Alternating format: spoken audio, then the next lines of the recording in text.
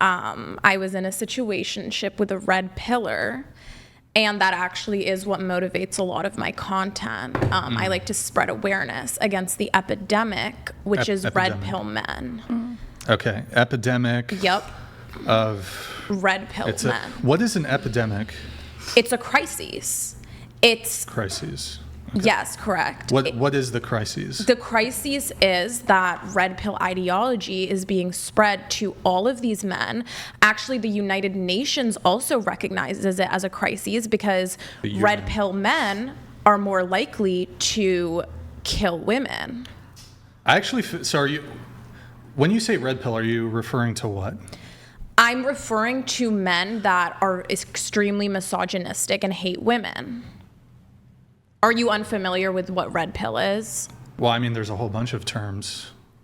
So are you unfamiliar with red pill? Well, why don't you explain it to me? When you use the term red pill, what do you mean? Okay, so the red pill movement came specifically, they're referring to the Matrix, when kind of men take the red pill and they become awakened to the fact that a lot of women are dangerous for society, okay? Did you just say that the fact that women are dangerous to society? No.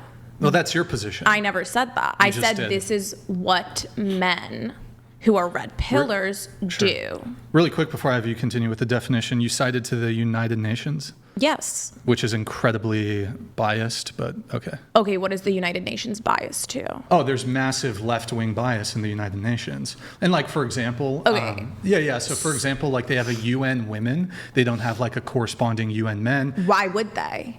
What do you mean? Wouldn't that be equality?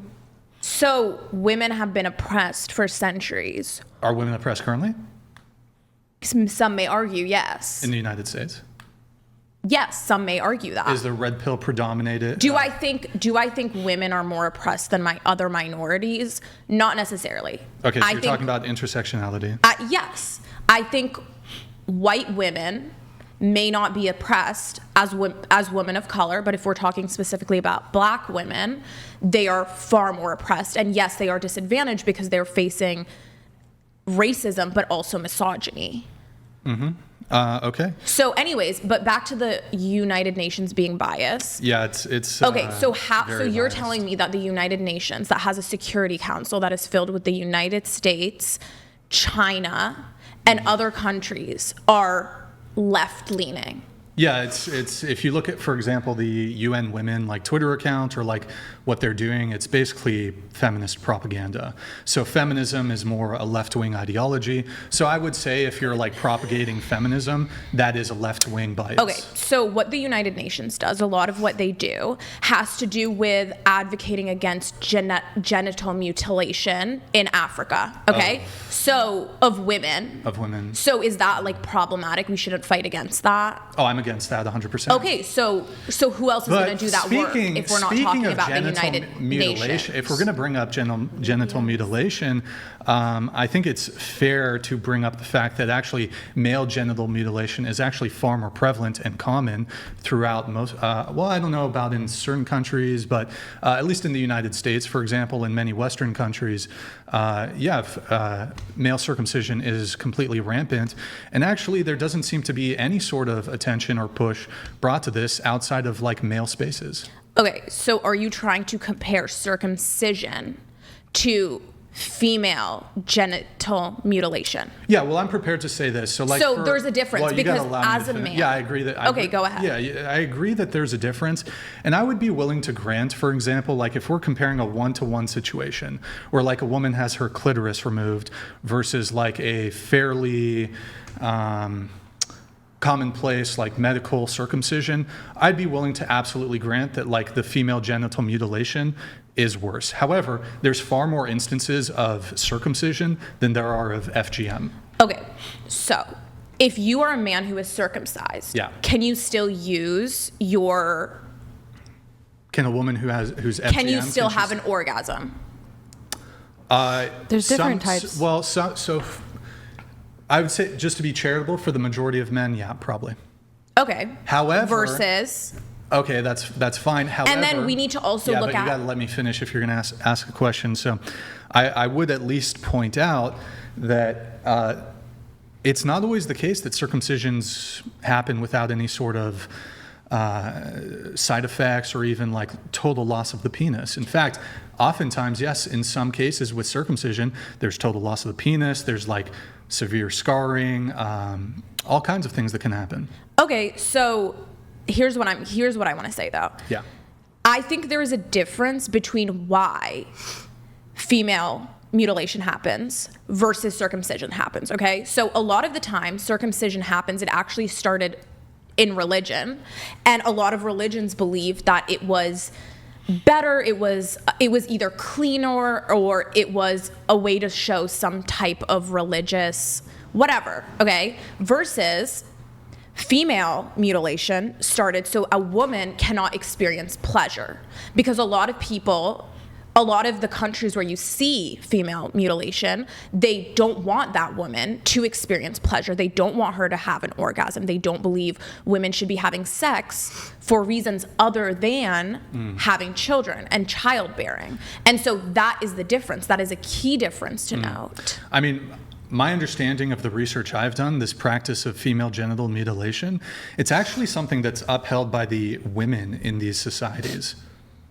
And women will practice it on other women. So it's not like some evil conspiracy of men that are like holding these women down and mutilating their genitals. It's actually typically something that is both practiced by the women in either the tribes or in these societies. And in addition to that, it's also something that's kind of, there's a social pressure, more so that women enact this upon other women versus some sort of patriarchal structure that is like oppressing women into getting FGM. So a lot of people in specific countries aren't necessarily as educated on that, and so they may feel that way. But I do agree with your point that it may not be only the men. Like, men are these monsters that are forcing women to get mutilated. Mm-hmm. But I think a lot of the causes for a circumcision versus mutilation are different, and we need to look at the root causes for that.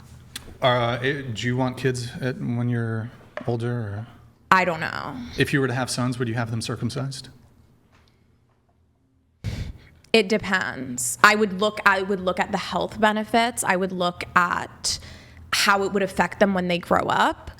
And then I would base it off of that. I would want my kids to live a long, healthy life. So whatever would allow them to do that, I would do. Yeah, sure. I mean, I'm prepared to say like FGM, and just to be clear, FGM is like terrible and it should be completely abolished in the countries that practice it.